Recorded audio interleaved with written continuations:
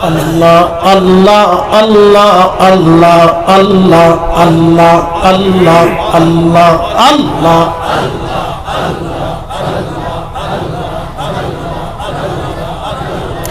একসাথে আল্লাহ আল্লাহ আল্লাহ আল্লাহ আল্লাহ আল্লাহ আল্লাহ আল্লাহ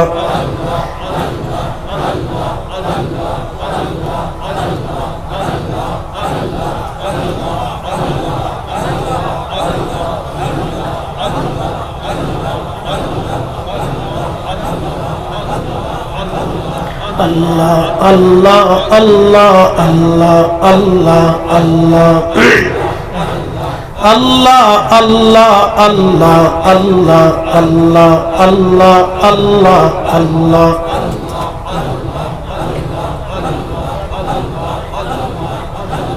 নবীজি কোন সাধনে পাইব তোমায় আল্লাহ আল্লাহ গোলামের দেখা দিবেননি এই গো নবীজি কোন সাধনে পাইব তোমায় আল্লাহ আল্লাহ আল্লাহ রাখালিয়ার বেশি মাখা দিজার দেয়াসে বকরি চরা বন জঙ্গলা আই গো নবীজি কোন সাধনে পাইব তোমায় আল্লাহ আল্লাহ বনের যত পশুগণ ভক্তি করতই দুই চরণ মেঘমালা ছায়া দিত গা আই গো নবীজি কোন সাধনে পাইব তোমায় আল্লাহ আল্লাহ আল্লাহ আল্লাহ আল্লাহ একসাথে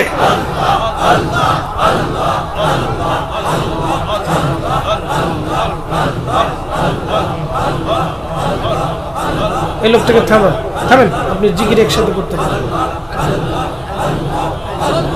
আল্লাহ আল্লাহ আল্লাহ আল্লাহ আল্লাহ আল্লাহ আল্লাহ আল্লাহ আল্লাহ আল্লাহ গোলামের দেখা দিবেননি এই গো নবীজি কোন সাধনে পাইব তোমায় আল্লাহ আল্লাহ আল্লাহ আল্লাহ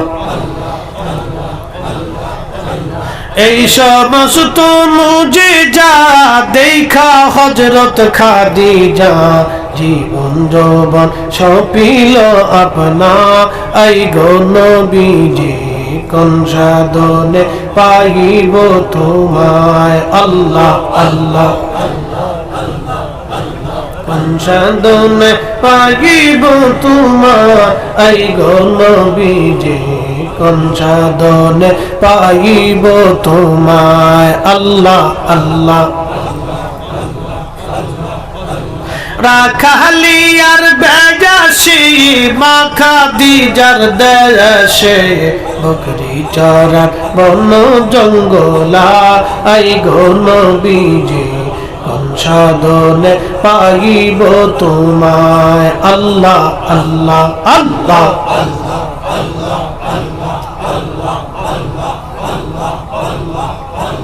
মানুষ বানাইছে আল্লাহ হাবিবকে পাঠাইছে আল্লাহ প্রেমের কারণে প্রেমের ডোরে বান্দরে মদিনার শনে আল্লাহ আল্লাহ আল্লাহ হাবিবকে পাঠাইছে আল্লাহ হাবিবকে পাঠাইছে আল্লাহ প্রেমের কারণে প্রেমের ডোরে বান্দরে মদিনার শনে আল্লাহ আল্লাহ আল্লাহ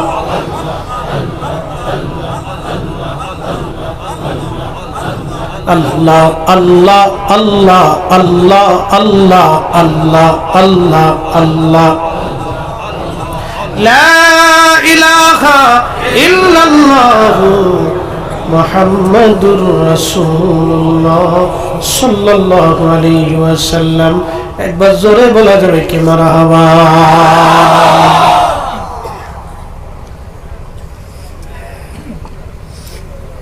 জিন্দেগি তোর যারে ফাঁকি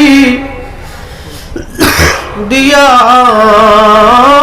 রে সোনার আদম, জিন্দেগি তোর যায় ফাঁকি দিয়া।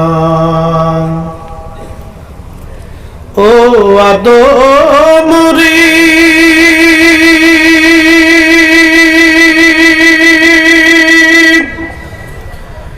পাগ ধরিয়া গেছে দাড়ি, দন্তবাসে গুটা চারি, সমন জারি গিয়াছে করিয়ারে সোনার আদম, জিন্দেগি তোর যায় ফাঁকি দিয়া। জিন্দেগি তোর যায় রে ফাঁকি দিয়া রে সোনার আদম, জিন্দেগি তোর যায় ফাঁকি দিয়া। ও গামছা কমিটি কো গামছা বড় আমাকে তো ক্যান্সেল করা কম শুক্রিয়া মোনাজাত করে দিবা। মোনাজাতের মধ্যে বিশেষ করে ওয়াজ কমিটির প্রাক্তন সদস্য গত বছর মারা গেছেন, বিশেষ করে তার লাগে মোনাজাত। আগামী মাসে আমাদের হাইলাকান্দি বা আসাম রাজ্যের ছোটো বাচ্চা ইন্টার HSLC পরীক্ষা, মেট্রিক পরীক্ষা যেটা, তাদের পাস করার জন্য আমাদের বিদেশ বাড়িতে কর্মরত প্রবাসী বাইরা অত্র এলাকার মধ্যে গান করার লাগে বিশেষ মিলাদ শরীফ করে এসেছেন যত নবী সকলের ইমাম, সালাম নবী তোমায় হাজার সালাম, ইয়া নবী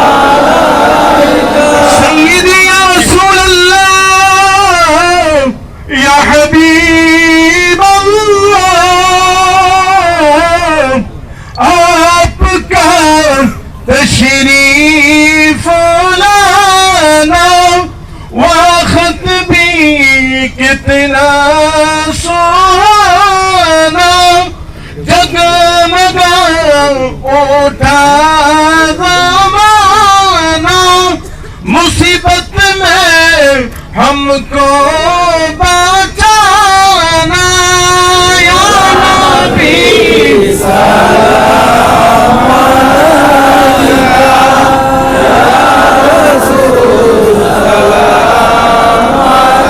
अलैका, या हबीब सलाम अलैका।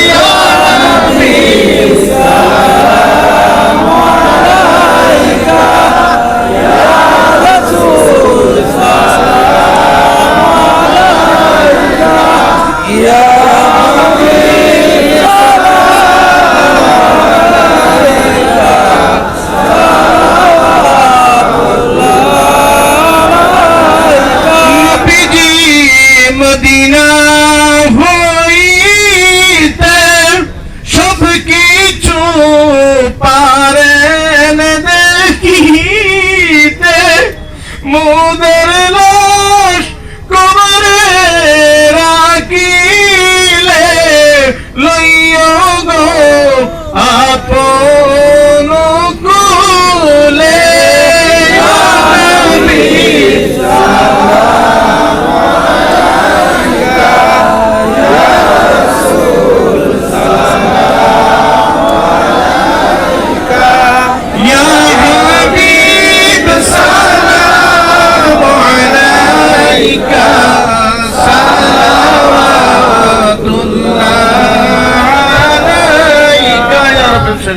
بلغ الولا بكماله كشف الدجى بجماله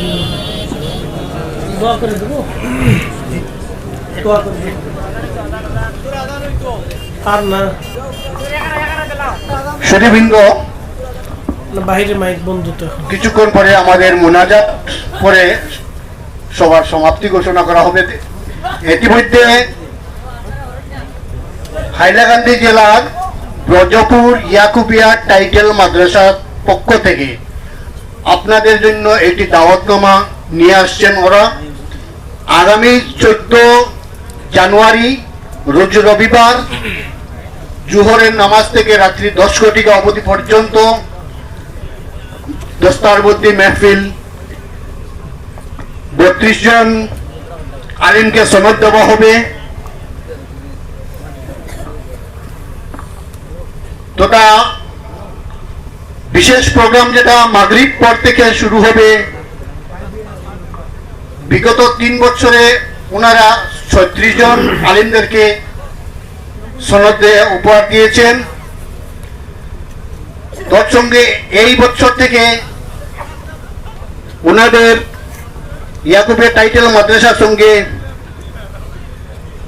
মুফতিয়ানা যে শিক্ষা যেটা সেটাও অন্তর্ভুক্ত হয়ে গেছে।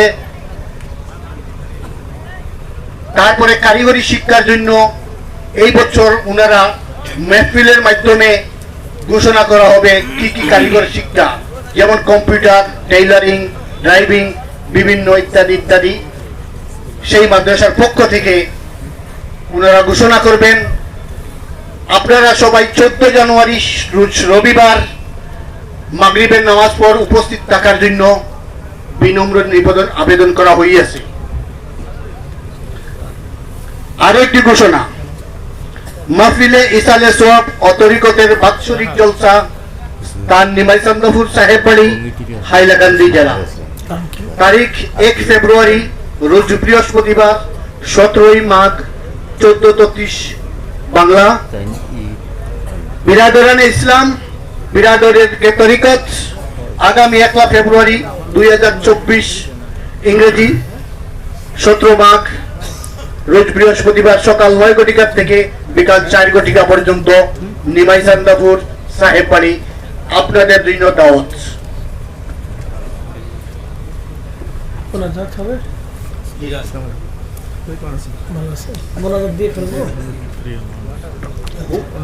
আমাদের আন্তর্জাতিক বক্তা, বিশেষ করে অত্র এলাকা তথা আজকের এই কমিটির পক্ষ থেকে একটা আরজ গুজার। কমিটির সদস্য, বিশেষ করে বিগত কমিটিতে এই ওয়াজ কমিটিতে উনি ছিলেন, বর্তমানে উনি আমাদের মধ্যে নেই, জনাব হোসেন আহমদ মজুমদার সাহেবের জন্য তথা ওয়াজ কমিটির জন্য বিশেষ মোনাজাত করবেন।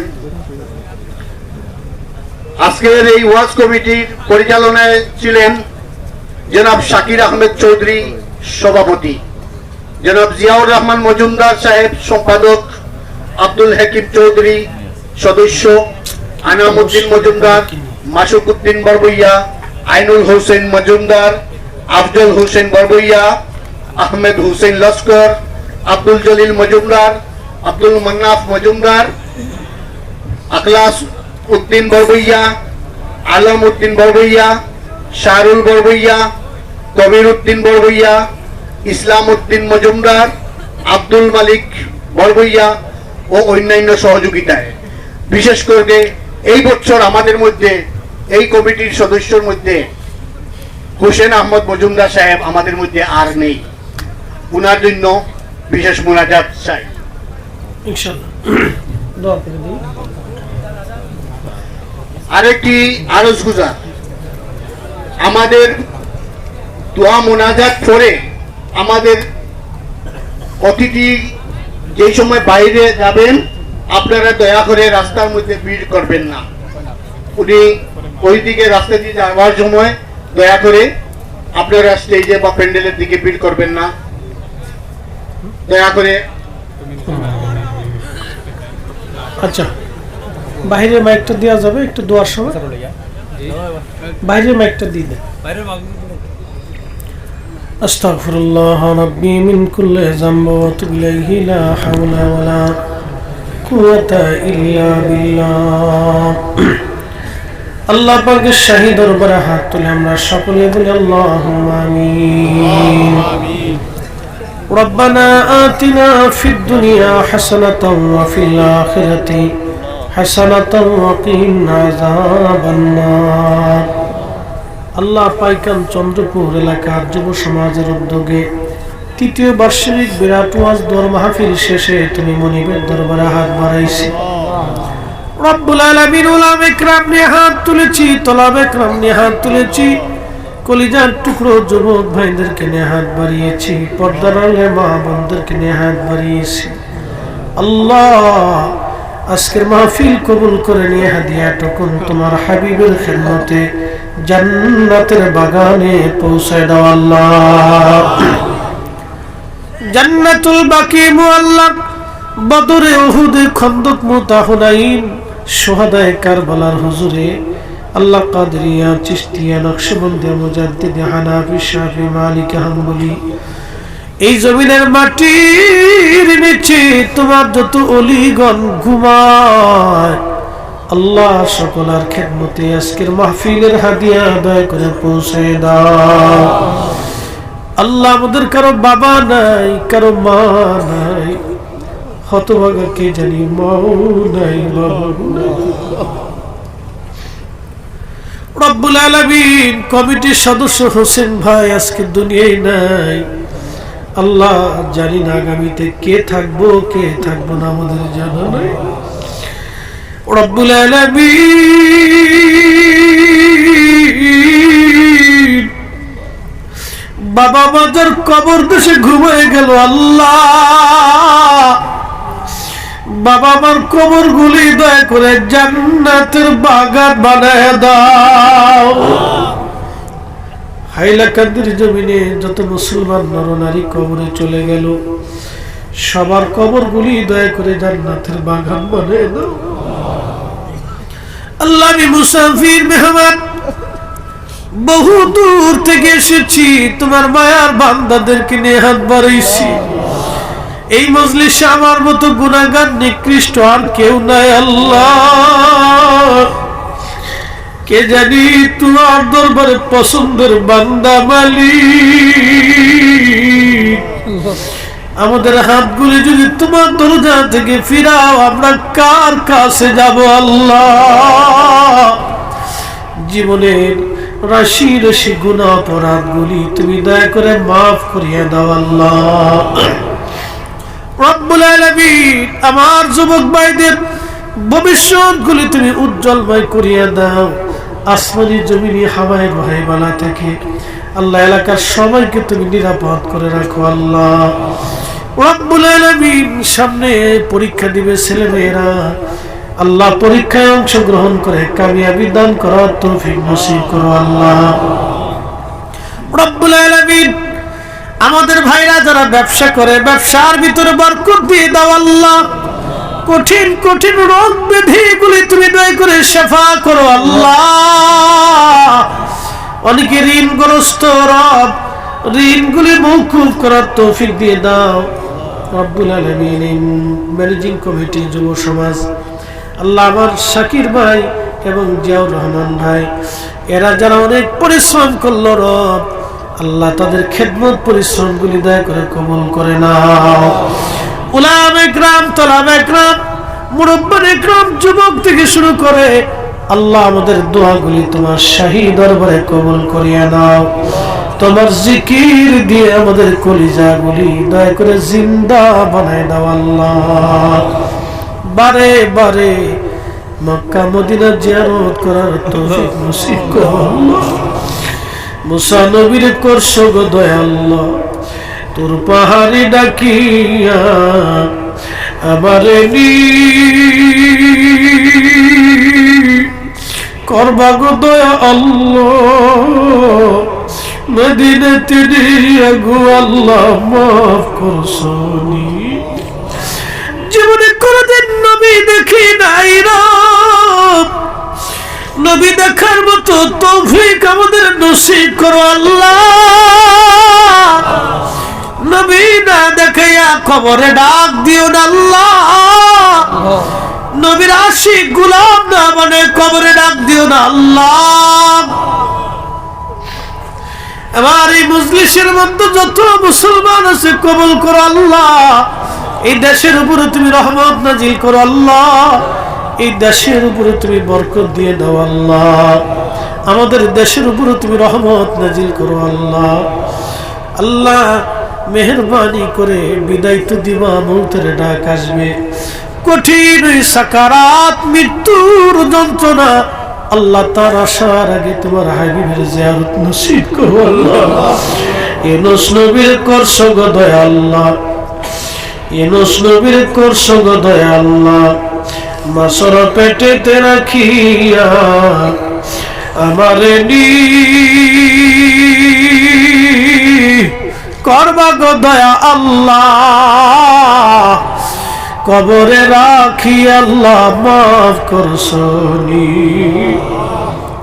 কবরে বিদায় জানে দুনিয়ার মানুষ যেদিন সবাই চলে আসবে, কি উপায় হবে আমার, কে হবে সাথী, কে হবে আমার আপন মালিক। তুমি সেই দিন তোমার হাবিব আমাদের আপন হইও আল্লাহ। আর মৌতে সাকারাতের বিছানাতে আমাদের জবানে জারি করে মধুর কালেমা লা ইলাহা ইল্লাল্লাহু মুহাম্মাদুর রাসূলুল্লাহ সাল্লাল্লাহু আলাইহি ওয়াসাল্লাম। আসসালামু আলাইকুম ওয়া রাহমাতুল্লাহি তাআলা ওয়া বারাকাতুহু।